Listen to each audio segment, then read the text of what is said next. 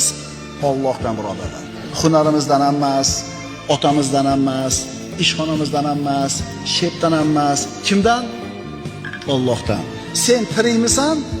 Demak rizqing bor. Agar rizqing tugagan bo'lsa, o'lasan.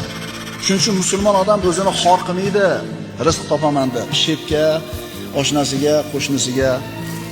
Meni rizqim Allohning qo'lida. Seni ishxonangda ishlamasam, boshqa yerdan Alloh rizqini yetkazaveradi deydi. Agar iymoni komil bo'lsa, rizqini Allohdanligiga. Shep, meni haydamang, men нужна эта работа deydi. Menga kerak shu ish deydi. Haydamang deydi. Alloh taolo rizqni bitta eshigini yopib qo'ysa, boshqasini albatta ochadi. Chunki siz tirikmisiz? Robbis subhanahu va taolo sizni rizqingizni o'zini zimmasiga olgan. Xotirjam bo'ling, qo'rqmang, cho'chimang.